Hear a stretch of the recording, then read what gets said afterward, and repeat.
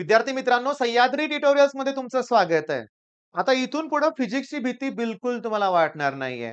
मी म्हणेल तेवढा अभ्यास करायचा, मी सांगेन तसाच अभ्यास करायचा. जो रोड मॅप मी तुम्हाला देतोय ना, तो तुम्हाला 100% यशाच्या दिशेनं घेऊन जाणार आहे. सुरुवात तर छान झालेली आहे. पहिल्या व्हिडिओला खूप मुलांचा रिस्पॉन्स छान येतोय, की त्यांना मी सांगितलंय काय करायचंय टॉपिकमध्ये सुरुवातीला. ईझी प्रश्न करायचे, मग कॉन्फिडन्स वाढतोय. अवघड प्रश्नाला थोडंसं बाजूला ठेवूया आपण. परीक्षेत जे येते ते अगोदर करूया आपण. कॉन्फिडन्स वाढेल ना. शॉकिंगली जे वाईट आहे तुम्हाला अगोदर ते सांगतो. मी तुम्हाला क्लिअरली सांगतो 100 पैकी 35 ते 45 एवढाच स्कोर जवळ-जवळ 90% मुलांचा असतो. मग 100 पैकी 10च मुलं अशी असतात, की फिजिक्समध्ये थोडासा चांगला स्कोर करतात. नाहीतर सगळ्यांचा स्कोर कमी असतो. पण तुमचाच कमी येणार नाहीये. तुम्हाला 100% यश मिळणार आहे. अरे पैकीच्या पैकी मार्क पाडलेत मुलांनी फिजिक्समध्ये आपल्या इथं. पैकीच्या पैकी 97, 98, 99 ची मुलं तर खूप आहेत. मी म्हणेल तसं तुम्हाला फॉलो करायचंय. मग आता काय करायचंय? मेकॅनिकल प्रॉपर्टीज ऑफ फ्लुइड याचे आय-एम-पी क्वेशन्स मी तुम्हाला देणार आहे. मी तुम्हाला रोड मॅप देणार आहे. पहिल्यांदा तुम्ही cohesive force, range of intermolecular force आणि स्फिअर ऑफ इन्फ्लुअन्स या 3 डेफिनिशन करा. स्टार्टलाच आहे. मग जर कोहेसिव्ह फोर्सची डेफिनिशन केलं, तर मग एडिसिव्ह फोर्सची पण करा. मग तुमच्या लक्षात येईल, की 2025 ओके च्या पेपरमध्ये 3 मार्काला या डेफिनेशन आहेत. तुम्हाला क्लिअरली कळालं का मग? 3 मार्काला या टॉपिकमध्ये डेरिव्हेशन नाही आलं, अवघड न्यूमेरिकल नाही आलं, डेफिनेशन आल्या. त्या सगळ्या डेफिनेशनना एक्झाममध्ये आलेले आहेत. ऑलमोस्ट पुस्तकातलं सगळं कव्हर आहे. पण आता गंमत काय? कोहेसिव्ह फोर्स नंतर मी तुम्हाला काय सांगितलंय? एडेसिव्ह फोर्स करा. सरफेस टेन्शन, सरफेस एनर्जी, त्याच्यानंतर अँगल ऑफ कॉन्टॅक्टची डेफिनिशन करत असताना त्याच्या कॅरेक्टरिस्टिक्स पण करा. अँगल ऑफ कॉन्टॅक्ट कशावर डिपेंड असतो का?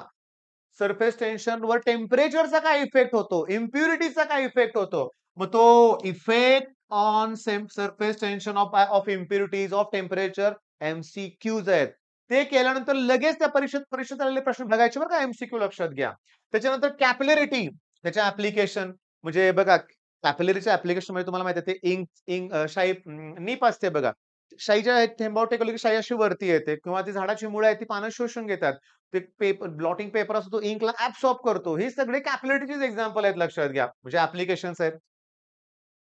कोइफिशियंट ऑफ विस्कॉसिटी त्याचं युनिट विचारलंय परीक्षेत. त्याची डेफिनिशन सुद्धा विचारलेली आहे. त्यासाठी न्यूटन्स लॉ ऑफ विस्कॉसिटी करायचंय आपल्याला. पण पहिल्यांदा स्ट्रीमलाईन फ्लो, टर्ब्युलंट फ्लो. मग या टॉपिकमध्ये मला सांगायचं आहे 1, 2, 2 का तुम्हाला माहिती आहे एडिसिव्ह 1, 2, 3, 4 अजून एक डेफिनिशन त्यात आहे बरं का. बेस काय 5, 6, 7, 8, 9, 10, 11, 12. चला 12च्या ऐवजी मी म्हणतो 15 डेफिनिशन असतील. किती वेळ लागेल ह्याला? 1-2 तास लागतील. लागू दे इनिशियली जास्त वेळ 3 तास लागू देत लक्षात घ्या. पण माझी इच्छा काय स्क्रीनशॉट काढून घ्यायचा, की एक्झामच्या अगोदर या सगळ्या डेफिनिशन आल्या पाहिजेत. नाहीतर माझ्याकडे ना इम्प्रुव्हमेंट एक्झामला एक मुलगा होता. मी प्रत्येक वेळेस त्याला सांगायचो, "ह्या डेफिनिशन कर." "सर माझ्या लिहून सगळ्या झाल्यात." विचारल्यावर काय म्हणायचं, "सर आता आठवत नाहीये." नाही. कुठलीही डेफिनिशन विचारलं, की विथिन सेकंड तुम्हाला आली पाहिजे. जर तुमचा पेपर मराठी असेल, तर तो मध्येच असणार आहे इंग्लिश नंतर. तुम्हाला फिजिक्सला कमी वेळ मिळणार आहे. तर आत्ताच फिजिक्सचे फक्त टॉपिक मधले 12 डेफिनिशन. आता लॉ बघा कुठले आहेत. पास्कल्स लॉ विथ न्यूमेरिकल आहे. स्टोक्स लॉ विथ न्यूमेरिकल आहे. न्यूटन्स लॉ ऑफ विस्कॉसिटी आहे. Laplace law of spherical membrane आहे, की एक्सेस प्रेशर ड्रॉपसाठी 2T/R, 4T/R ठीक आहे बबलसाठी. पण बबल कुठला? Soap bubble. एअर बबल असेल तर 2T/R. तर तुम्हाला मी क्लिअरली सांगू का? क्लिअरली सांगतो, की ही आपली जी बॅच आहे ना व्हिजन बॅच. या व्हिजन बॅचमध्ये कंटेंटमध्ये तुम्ही गेला, की तुम्हाला फिजिक्स न्यूमेरिकलची बॅच आहे. फिजिक्स न्यूमेरिकलमध्ये मी सध्या रोटेशनलचे 10 व्हिडिओ फ्री ठेवलेत. मेकॅनिकल प्रॉपर्टीज ऑफ फ्लुइडचे असे 5 आहेत म्हणूया आपण व्हिडिओज. 1, 2, 3, 4 4च व्हिडिओ आहेत आणि टायमिंग बघा अतिशय कमी आहे. एम-सी-क्यूज घेतलेत मी. एक्सरसाइज मधले न्यूमेरिकल घेतलेत लक्षात घ्या. एक्सरसाइज मधले सगळे न्यूमेरिकल घेतलेत. एक तर लक्षात घ्या. डिटेल आपलं व्हिजन बॅचमध्ये न्यूमेरिकल होतायत. गंमत सांगू का? न्यूमेरिकलकडे तुम्हाला तात्पुरतं नेतो बरं का. न्यूमेरिकल बघा टर्मिनल व्हेलॉसिटीचे न्यूमेरिकल 2 वेळा रिपीट झालेत. प्रेशर ड्यू टू लिक्विड कॉलमचं एकदा आलंय. वर्क डन 3 वेळा आहे. वर्क डन साठी अख्खा व्हिडिओ घेतलाय बरं का आपल्या न्यूमेरिकल बॅचमध्ये मी हां. लॅपलास लॉ ओके 2 वेळा रिपीट आहे. न्यूटन्स लॉ, पास्कल्स लॉ सगळे. मग मी तुम्हाला सांगतो, चला ठीक आहे. सर आता बॅच ऑलरेडी मी दुसरी घेतलेली आहे. घरात ते तयार होत नाहीत अशी मी कारणं काही वेळेस ऐकतो बरं का. पण मी तुम्हाला सांगतो, तुम्ही अभ्यास करून तर दाखवा. घरातले का नाही तयार होणार? मी तुम्हाला क्लिअरली सांगतो. लास्टच्या लास्ट इयरला एक मुलगा होता, टॉपर होता. त्याच्याकडे दिनेश सरांची बॅच होती. त्याच्याकडे गणित अंक सरांची बॅच होती. आर-जी सरांची बॅच होती. माझी सुद्धा बॅच होती. ओके. सगळ्यांच्या तो कॉन्टॅक्टमध्ये स्टुडंट आहे बरं का. बाकीच्या 4-5 जणांनी त्यांच्या म्हणतो ना टॉपर्स लिस्टमध्ये त्याचं नाव आहे. आता आपण पण घेत नाही, ते करत नाही, नाहीतर आपल्या लिस्टमध्ये तो आलाच असता. मग त्याच्या घरातले बरं त्याला म्हणले नाहीत, की "बाबा एकच बॅच घे, कशाला बाकीच्या बॅचेस घेतोय?" अरे लाखो रुपये ऑफलाईनची फी भरतायत तुमचे पालक म्हणल्यावर ते न्यूमेरिकलची 1200 बॅच तुम्हाला देणार नाहीत का? देणार, पण तुमची करायची तयारी असेल ना. तुम्ही करतच काही नसेल तर घरातले काय म्हणणार आहेत? ओके, लक्षात घ्या. बरं, नाही आहे बॅच. बरं जाऊ दे चला. मग आपल्या प्लेलिस्टमध्ये ना आपल्या YouTubeवर जाऊन लक्षात घ्या, आपल्या प्लेलिस्टमध्ये तुम्ही लॉचे 10 व्हिडिओ आहेत. 10 लॉ मी कुठले कव्हर केलेत बघा, त्यात ह्यात लॉ असतील नक्कीच. डेफिनेशन झाले? ओके. 4 ते 5 लॉज आहेत. परफेक्ट करायचे पण विथ न्यूमेरिकल. पुस्तकातलं सॉल्व्ड आणि एक्सरसाइजमधलं न्यूमेरिकल केलं पाहिजे. त्याच्यानंतर डिस्टिंग्विश परीक्षेत आलेला प्रश्न आहे. स्ट्रीमलाईन फ्लो आणि टर्ब्युलंट फ्लो. दिलाय पुस्तकात. दिलेला आहे प्रश्न पुस्तकात. करायचा कोणी? तुम्हालाच करावा लागेल. आता हे काही डेरिव्हेशन्स तुम्हाला करायचे आहेत. Relation between surface tension and surface energy अशी डायग्राम आहे बघा. ती कॅपिलॅरिटी 2 डिफरंट वेज आहेत. ओके. त्याच्यानंतर हे राइज इन द कॅपिलरी ट्यूबचं एक्सप्रेशन याच्यावरती न्यूमेरिकल खूप आहे.